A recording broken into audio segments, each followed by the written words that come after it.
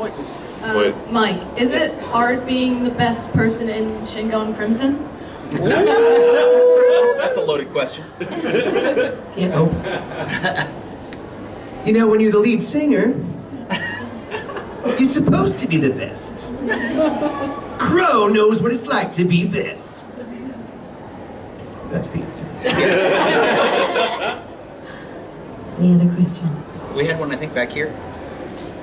Yes, I see you. Yes, question. Hi there. Do you ever find that after you've been playing a character for a while, like over many years, any elements of the character ideas that you have of them cross back into your personal life? Or do you have trouble removing yourself from the characters sometimes? Well, for Roshi, God, I hope not. I think there might be instances where I can put some of my own characterizations into things, or things that I think are funny, or things, an approach that I think might be funny. But man, I really hope that the characters haven't rubbed off on me and I haven't taken on their personality traits, because some of them belong much better in fiction. I wish I was more like Tony Stark. I mean, who doesn't want to be this cool, you know, and make it rain all the time? But honestly, one of the things, I think, one of the reasons I got the role of Poe, specifically, is because it's kind of my story. Like, the first convention I ever went to, I went as a fanboy. And then, you know, 5 years later, I'm attending for the panel of my brand new Nickelodeon show, Kung Fu Panda. It was amazing. So to be the, you know, the schlub who works at the noodle shop, who all of a sudden is the new Dragon Master, is kind of my story. And in that way, it was like truth, reality and fiction were mirroring each other. And to that end, I would definitely say that there was definitely some rub off of that character on me, and vice versa, to be sure. Awesome. Well, the rub-off for me is when a character is emotional, and it takes me an hour to maybe go back to me. There was a game I did called 50 Cent Bulletproof years ago, and sometimes you walk in to do a game, and you haven't seen the script in advance. Usually games you don't, and they'll just plop down 70 pages in front of you. And the text was so offensive that I wasn't sure I was going to stay. And I decided to stay, but I had to sit for half an hour before I could go home, because it bothered me so much. But you know, you're living truthfully under given imaginary circumstances. Right. That's what Sanford Meisner said, my teacher, years ago. And they're not my circumstances, but I have to live truthfully in them, for me. So I try to get as real as I can, even if there's a crazy, wacky voice on top. And that involves leaving myself for a bit and, you know, going out into another land. And it takes a few minutes to get back sometimes. Yeah. Any more questions? Yes. I'm sorry about this, but how good's your Kiwi accent? No, I don't really do accents very well at all. There's very few that if I do them, I have to study them. So I'm not even going to embarrass myself. I might embarrass myself a bit. To see if I can do one. Australian, yep. Yeah, mine's going to go straight into Australian if I do it. So I'm not going to do it. Any other questions? No. I'm going to lean over you boys. As a lot of your characters are adapted from other materials like comics, you know, anime, so there's that translation. Is there ever something where you stayed away from the source material because you're worried it would change your performance in any way? Well, it's not stay away from the source material, but sometimes the canon's different. Very, very often, like Guardians of the Galaxy is a similar story. They call us feel-alike characters, so we're not trying to copy the movie. And the story is slightly different, you know, and it's really up to the writers and up to the producers to make those decisions, I think. Yeah. I'm the continuity cop of my group of voice actors. Like, in my generation, I'm the guy that's always like, that's not how you did it in the film. Or, actually, in this story arc, this happened, and then, so you couldn't actually have this plot point right now. Because I'm the nerd in the room. So, I actually will oftentimes go to the source material. In fact, when I booked Tony Stark, it was for a one-off, and it has turned into more work doing stuff for Marvel as Tony and Iron Man. But it was because I got the opportunity to audition for the role, and I thought nobody's doing Tony right now in the animated universe with that Robert Downey Jr. feel, and he is the consummate Tony Stark. He is the consummate Iron Man. His performance like defines the character. So I made sure that I threw something in that sounded like Tony Stark, and I booked the role. But that was because I was going to the source material and wanting to honor it, right? It depends on, I'm sure, the kind of project that you're going to. When I've done the few prelay shows that I've done, we are always trying to, or import video games, we're always trying to honor the performance of the original Japanese actor as well as translate it so that there is a continuity of performance. Very rarely would I ever think, I just want to create my own thing, so I'm going to stay away from what's gone before. Yes, what you guys said. Speaking of anime, when I've done some anime or things that are anime-like, I do the opposite. You know, I don't.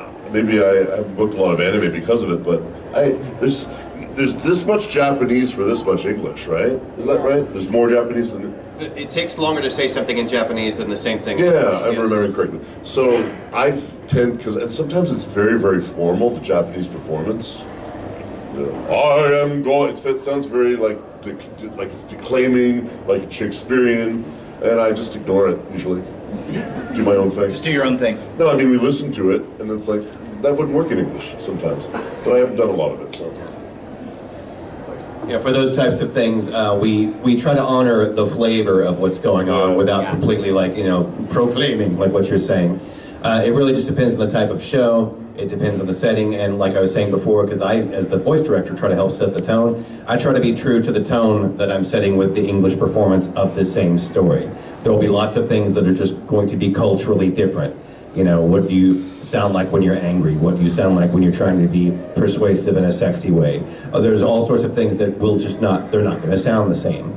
So you take a look at the animation, you listen to what the seiyuu, the Japanese voice actor, is doing, you listen to the music, you try to take all of these clues like, this is what it should sound like, this is the moment they're trying to convey, and let that shape things for you. So in that instance, when you're doing adaptive material, you have lots of things helping you to make your decision. Yeah. Any other questions from the audience? Actually, I have a question. The weirdest thing that anyone has ever made you to make a particular noise in the booth. Like, we want this very alien, weird noise. Could you, like, eat this banana and see what that sounds like? Is anything like that? I did a couple of characters for Mystic Manor, I think it's called. It's a ride at Disneyland in Hong Kong. And they came out, it was very Disney. We were at the Disney studios there, and they brought us out the plates with combs.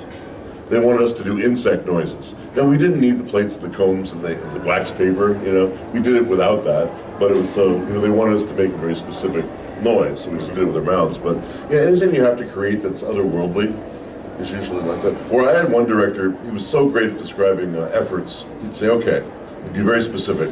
There's a hot poker going down your throat. And as it's going down your throat, it's not only burning you and causing you intense pain, but it's starting to break apart your vocal cords. Now, what would that sound like? And he would do that, and he'd go, and what would that sound like? And press the button. Yeah. In terms of weird noises, I think we're asked to do weird noises all the time, especially when we're recording additional dialogue for the episode. Maybe not as our own characters, but we need some voices to fill out the background, the walla, what they call it. Yeah.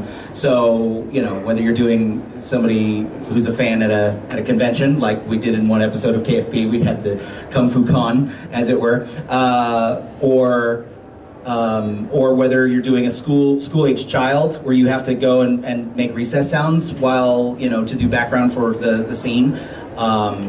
That can be really, really odd. But the thing that I always find the most fun is not necessarily a weird noise, but it's the specificity of noises, like David's talking about. There was one time where the character I played had to go through the Hall of Unbelievable Pain. And so the Hall of Unbelievable Pain was something like... I go through that every day. It's described, the writer describes it as... Oh, thank you. The writer describes it as like 100 arrows come flying from both directions at the character. Then he has to walk through and get slapped on the butt by a bunch of wooden paddles. Then he has to crawl underneath flames of fire. And so I had to do the individual pain noises, and they all had to be different because you sound different when you're being scorched than when you're being pierced by an arrow than when you're being slapped on the butt. So getting through there, and of course the sequence is he goes and then discovers he's forgotten something, has to go back, get the thing, and go back through. Excellent. So that was really fun. The making them is one thing, and that's what's been discussed so far. I also find it funny to see the descriptions of what it is that you're supposed to do on the page. Yes. Ones that I recall being like, what? When I see them. For adaptive stuff, the scripts will also sometimes have shape of mouth, like we'll have a little shorthand, like OM is open mouth, CM closed mouth, CT or CLT is clenched teeth, and all these sorts of things, or M&S mouth not seen, where you just see the back of the character and they're running off, something like that. At one point in some Dragon Ball, I think it was Dragon Ball GT when I was playing Bibi, it said open mouth, pirate breath. And I was like, what the hell does that even mean?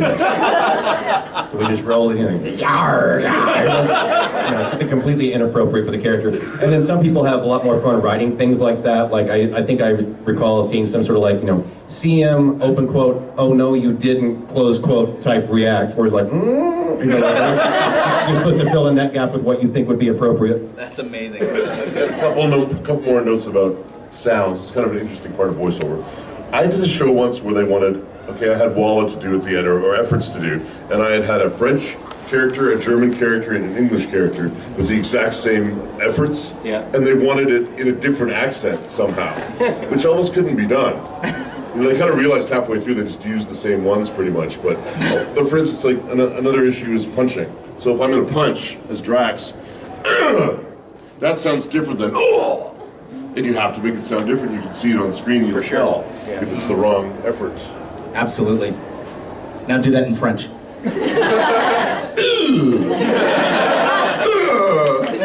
Les owls. Les owls. Sometimes it's too easy. Well, ladies and gentlemen, that is all we have time for. Please, going to be a huge round of applause for Mick Wingert and Sobolov. Thanks everybody. Thanks guys, I believe we will be signing again at what, 2:30, I believe? 2:30? I think we go down to sign at 2:30. Yeah, we go down to sign soon, so stop by and see us one more time. Yeah. Say hi in person. Thank you. Cool. Yeah, thanks. Bye.